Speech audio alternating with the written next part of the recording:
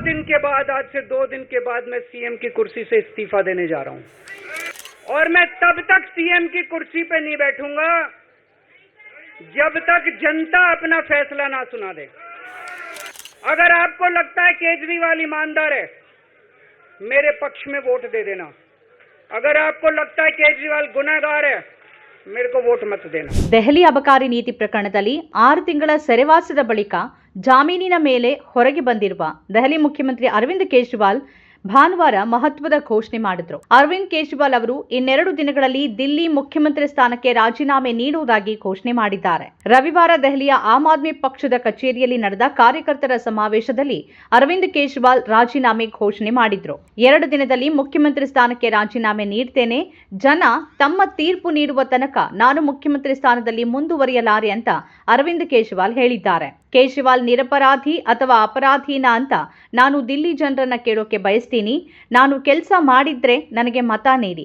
ಹೊಸ ಮುಖ್ಯಮಂತ್ರಿಯನ್ನ ಆಯ್ಕೆ ಮಾಡೋಕೆ ಇನ್ನೆರಡು ದಿನಗಳಲ್ಲಿ ಎಎಪಿ ಶಾಸಕರ ಸಭೆ ನಡೆಸಲಾಗುತ್ತೆ ಅಂತ ಹೇಳಿದ್ದಾರೆ. ನನಗೆ ನ್ಯಾಯಾಲಯದಿಂದ ನ್ಯಾಯ ಸಿಕ್ಕಿದೆ, ಈಗ ಜನತಾ ನ್ಯಾಯಾಲಯದಿಂದ ನ್ಯಾಯ ಸಿಗತ್ತೆ. ಕೇಜ್ರಿವಾಲ್ ಪ್ರಾಮಾಣಿಕವಾಗಿದ್ದರೆ ಜನ ಮತ್ತೆ ನಡೆಯಲಿರುವ ಚುನಾವಣೆಯಲ್ಲಿ ಎಎಪಿಗೆ ಮತ ಹಾಕಿ ಗೆಲ್ಲಿಸಲಿ. ಜನಾದೇಶದ ನಂತರವೇ ಮುಖ್ಯಮಂತ್ರಿ ಕುರ್ಚಿಯಲ್ಲಿ ಕುಳಿತುಕೊಳ್ತೇನೆ ಅಂತ ಕೇಜ್ರಿವಾಲ್ ಸಮಾವೇಶದಲ್ಲಿ ಹೇಳಿದ್ದಾರೆ. ಚುನಾವಣೆ ಬರುವ ವರ್ಷ ಫೆಬ್ರವರಿಯಲ್ಲಿ ನಡೆಯಬೇಕಿದ್ರು ಇದೇ ವರ್ಷ ನವೆಂಬರ್ನಲ್ಲಿ ಮಹಾರಾಷ್ಟ್ರ ಚುನಾವಣೆ ಜೊತೆ ದಿಲ್ಲಿ ಚುನಾವಣೆ ನಡೆಸುವಂತೆ ಕೇಜ್ರಿವಾಲ್ ಬೇಡಿಕೆ ಇಟ್ರು. ಈ ಮೂಲಕ ದೆಹಲಿಯಲ್ಲಿ ವಿಧಾನಸಭೆ ಚುನಾವಣೆ ಎದುರಿಸೋಕೆ ಆಮ್ ಆದ್ಮಿ ಪಕ್ಷ ಸಿದ್ಧ ಅಂತ ಕೇಜ್ರಿವಾಲ್ ಸಂದೇಶ ರವಾನಿಸಿದ್ದಾರೆ. ತಿಹಾರ್ ಜೈಲಿನಿಂದ ಬಿಡುಗಡೆಯಾದ ಬಳಿಕ ಮೊದಲ ಬಾರಿಗೆ ಅರವಿಂದ್ ಕೇಜ್ರಿವಾಲ್ ಭಾನುವಾರ ಕಾರ್ಯಕರ್ತರನ್ನ ಭೇಟಿಯಾಗಿದ್ರು. ಆಗ ಈ ಮಹತ್ವದ ಘೋಷಣೆ ಮಾಡಿದ್ದಾರೆ. 2020ರಲ್ಲಿ ನಡೆದ ದೆಹಲಿ ವಿಧಾನಸಭೆ ಚುನಾವಣೆಯಲ್ಲಿ ಆಮ್ ಆದ್ಮಿ ಪಕ್ಷ 70ರಲ್ಲಿ 62 ಸ್ಥಾನಗಳಲ್ಲಿ ಜಯ ಗಳಿಸಿತ್ತು. ಆ ವರ್ಷ ಫೆಬ್ರವರಿ 16ರಂದು ಆಮ್ ಆದ್ಮಿ ಪಕ್ಷದ ಮುಖ್ಯಸ್ಥ ಅರವಿಂದ್ ಕೇಜ್ರಿವಾಲ್ ರಾಮಲೀಲಾ ಮೈದಾನದಲ್ಲಿ 3ನೇ ಬಾರಿಗೆ ದೆಹಲಿಯ ಮುಖ್ಯಮಂತ್ರಿಯಾಗಿ ಪ್ರಮಾಣ ವಚನ ಸ್ವೀಕರಿಸಿದ್ರು. ದೆಹಲಿ ಅಬಕಾರಿ ನೀತಿ ಪ್ರಕರಣದಲ್ಲಿ ಮುಖ್ಯಮಂತ್ರಿ ಅರವಿಂದ್ ಕೇಜ್ರಿವಾಲ್ ಮತ್ತು ಉಪಮುಖ್ಯಮಂತ್ರಿ ಮನೀಶ್ ಸಿಸೋಡಿಯಾ ಇಬ್ಬರೂ ಇಡಿ ಬಳಿಕ ಸಿಬಿಐನಿಂದ ಬಂಧನಕ್ಕೆ ಒಳಗಾಗಿದ್ರು. ತಿಹಾರ್ ಜೈಲಿನಲ್ಲಿ ಇದ್ರೂ ಕೂಡ ಅರವಿಂದ್ ಕೇಜ್ರಿವಾಲ್ ಮುಖ್ಯಮಂತ್ರಿ ಸ್ಥಾನಕ್ಕೆ ರಾಜೀನಾಮೆ ನೀಡಿರಲಿಲ್ಲ. ವಿವಾದಿತ ಅಬಕಾರಿ ನೀತಿ ಈಗ ರದ್ದುಗೊಂಡಿದೆ. ಜಾಮೀನು ನೀಡುವಾಗ ನ್ಯಾಯಾಲಯ ಕೇಜ್ರಿವಾಲ್ ಅವರಿಗೆ ಹಲವು ಷರತ್ತುಗಳನ್ನು ವಿಧಿಸಿತ್ತು. ಅವರು ಮುಖ್ಯಮಂತ್ರಿ ಕಚೇರಿ ಮತ್ತು ದಿಲ್ಲಿ ಸರ್ಕಾರದ ಕಾರ್ಯಾಲಯಕ್ಕೆ ಹೋಗಬಾರದು ಹಾಗೂ ತೀರಾ ಅತ್ಯಗತ್ಯ ಅಲ್ಲದೆ ಇದ್ರೆ ಯಾವುದೇ ಸರ್ಕಾರಿ ಕಡತಗಳಿಗೆ ಸಹಿ ಹಾಕಬಾರದು ಅಂತ ಸುಪ್ರೀಂ ಕೋರ್ಟ್ ಹೇಳಿತ್ತು. ಶನಿವಾರ ಪತ್ರಿಕಾಗೋಷ್ಠಿಯಲ್ಲಿ ಮಾತನಾಡಿದ ಆಪ್ ರಾಜ್ಯಸಭಾ ಸಂಸದ ಸಂಜಯ್ ಸಿಂಗ್ ಕೇಂದ್ರ ಗೃಹ ಸಚಿವ ಅಮಿತ್ ಶಾ ವಿರುದ್ಧ ಕಿಡಿಕಾರಿದ್ರು. ಸುಳ್ಳು ಪ್ರಕರಣದಲ್ಲಿ ಅರವಿಂದ್ ಕೇಜ್ರಿವಾಲ್ ಅವರನ್ನ ಜೈಲಿಗೆ ಕಳಿಸಿರೋದಕ್ಕಾಗಿ ಅಮಿತ್ ಶಾ ರಾಜೀನಾಮೆ ನೀಡಬೇಕು ಅಂತ ಅವರು ಒತ್ತಾಯಿಸಿದ್ರು. ಕೇಜ್ರಿವಾಲ್ ಮುಖ್ಯಮಂತ್ರಿಯಾಗಿ ಕಡತಗಳಿಗೆ ಸಹಿ ಹಾಕುವಂತಿಲ್ಲ ಅನ್ನೋ ಸುಳ್ಳನ್ನ ಬಿಜೆಪಿ ಹರಡುತ್ತಿದೆ ಅಂತ ಅವರು ಆರೋಪಿಸಿದ್ರು. ಈ ಸುಳ್ಳನ್ನ ಹರಡಿರೋದಕ್ಕಾಗಿ ಮುಂದಿನ ವಿಧಾನಸಭೆ ಚುನಾವಣೆಯಲ್ಲಿ ಬಿಜೆಪಿ ಠೇವಣಿ ಕಳೆದುಕೊಳ್ಳುವಂತೆ ದಿಲ್ಲಿ ಜನ ಮಾಡಲಿದ್ದಾರೆ ಅಂತಾನು ಅವರು ಹೇಳಿದ್ರು. ಆಪ್ ಮುಖ್ಯಸ್ಥರನ್ನ ಸಿಬಿಐ ಜೂನ್ 26ರಂದು ಬಂಧಿಸಿತ್ತು. ಅವರು ತಮ್ಮ ಬಂಧನವನ್ನ ದಿಲ್ಲಿ ಹೈಕೋರ್ಟ್ನಲ್ಲಿ ಪ್ರಶ್ನೆ ಮಾಡಿದ್ರು. ಹೈಕೋರ್ಟ್ ಆಗಸ್ಟ್ 5ರಂದು ತೀರ್ಪು ನೀಡಿ ಅವರ ಬಂಧನವನ್ನ ಎತ್ತಿ ಹಿಡಿದಿತ್ತು. ದಿಲ್ಲಿ ಹೈಕೋರ್ಟ್ ತೀರ್ಪನ್ನ ಅವರು ಸುಪ್ರೀಂ ಕೋರ್ಟ್ನಲ್ಲಿ ಪ್ರಶ್ನೆ ಮಾಡಿದ್ರು.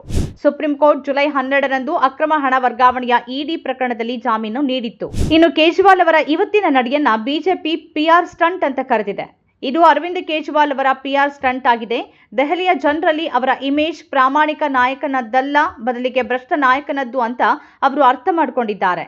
ಇಂದು ಆಮ್ ಆದ್ಮಿ ಪಕ್ಷ ಭ್ರಷ್ಟ ಪಕ್ಷ ಅಂತ ದೇಶಾದ್ಯಂತ ಹೆಸರುವಾಸಿಯಾಗಿದೆ. ಅವರು ಈ ಪಿಆರ್ ಸ್ಟಂಟ್ ಮೂಲಕ ತಮ್ಮ ಇಮೇಜ್ ಅನ್ನ ಪುನಃ ಸ್ಥಾಪಿಸೋಕೆ ಬಯಸಿದ್ದಾರೆ. ಸೋನಿಯಾ ಗಾಂಧಿ ಮಾದರಿಯನ್ನ ಅವರು ಅನ್ವಯಿಸೋಕೆ ಬಯಸ್ತಾರೆ. ಸೋನಿಯಾ ಗಾಂಧಿ ಮನಮೋಹನ್ ಸಿಂಗ್ ಅವರನ್ನ ಡಮ್ಮಿ ಪ್ರಧಾನಿಯನ್ನಾಗಿ ಮಾಡಿದ್ರು ಮತ್ತು ತೆರೆಮರೆಯಲ್ಲಿ ಸರ್ಕಾರವನ್ನ ನಡೆಸಿದ್ರು.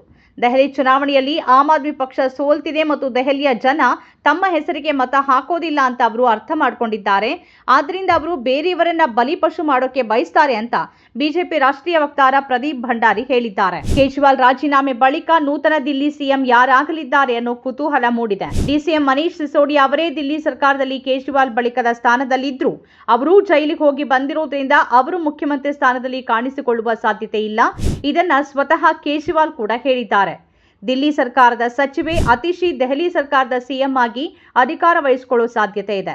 ಅವರು 2013ರ ವಿಧಾನಸಭೆ ಚುನಾವಣೆಗಾಗಿ ಎಎಪಿಯ ಪ್ರಣಾಳಿಕೆ ಕರಡು ಸಮಿತಿಯ ಪ್ರಮುಖ ಸದಸ್ಯರಾಗಿದ್ದರು ಮತ್ತು ಪಕ್ಷದ ಆರಂಭಿಕ ಹಂತಗಳಲ್ಲಿ ಪಕ್ಷವನ್ನು ರೂಪಿಸುವಲ್ಲಿ ನಿರ್ಣಾಯಕ ಪಾತ್ರ ವಹಿಸಿದ್ರು. ಎಎಪಿ ನಾಯಕಿ ಅತಿಶಿ ಕೇಜ್ರಿವಾಲ್ ನೇತೃತ್ವದ ಸರ್ಕಾರದಲ್ಲಿ ಹಣಕಾಸು, ನೀರಾವರಿ, ಶಿಕ್ಷಣ, ಲೋಕೋಪಯೋಗಿ ಇಲಾಖೆ, ವಿದ್ಯುತ್, ಕಂದಾಯ, ಕಾನೂನು, ಯೋಜನೆ, ಸೇವೆಗಳು, ಮಾಹಿತಿ ಮತ್ತು ಪ್ರಚಾರದಂತಹ ಹಲವಾರು ಪ್ರಮುಖ ಖಾತೆಗಳನ್ನು ಹೊಂದಿದ್ದಾರೆ. ಕೇಜ್ರಿವಾಲ್ ಅನುಪಸ್ಥಿತಿಯಲ್ಲಿ ಸ್ವಾತಂತ್ರ್ಯೋತ್ಸವ ದಿನ ಧ್ವಜಾರೋಹಣಕ್ಕೆ ಕೇಜ್ರಿವಾಲ್ ಅತಿಶಿ ಹೆಸರನ್ನ ಆಯ್ಕೆ ಮಾಡಿದ್ರು. ಲೋಕಸಭೆ ಚುನಾವಣೆಯ ಸಂದರ್ಭದಲ್ಲೂ ಪಕ್ಷದ ಪ್ರಮುಖ ವಿಚಾರಗಳ ಬಗ್ಗೆ ಅತಿಶಿ ಅವರೇ ಮಾಧ್ಯಮಗಳನ್ನ ಎದುರಿಸ್ತಾ ಇದ್ರು. ನಮ್ಮ ಕಾರ್ಯಕ್ರಮಗಳನ್ನ ನೀವು ನೋಡ್ತಾ ಇದ್ರೆ ನಮ್ಮ ಚಾನೆಲ್ ಅನ್ನ ಸಬ್ಸ್ಕ್ರೈಬ್ ಮಾಡಿ, ಪಕ್ಕದ ಬೆಲ್ ಐಕಾನ್ ಒತ್ತಿ ನಮ್ಮನ್ನ ಬೆಂಬಲಿಸಿ.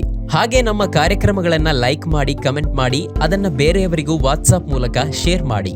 ನೀವು ಹೀಗೆ ಮಾಡಿದಾಗ ನಮ್ಮ ಚಾನೆಲ್ ಇನ್ನಷ್ಟು ಮತ್ತಷ್ಟು ಜನರಿಗೆ ತಲುಪಲು ನೀವು ನಮ್ಮೊಂದಿಗೆ ಸಹಕರಿಸಿದ ಹಾಗಾಗುತ್ತೆ. ಇದು ನೀವು ಯಾವುದೇ ಖರ್ಚಿಲ್ಲದೆ ಕೆಲವೇ ಸೆಕೆಂಡುಗಳಲ್ಲಿ ನೀಡಬಹುದಾದ ಸಹಕಾರ. ಧನ್ಯವಾದಗಳು.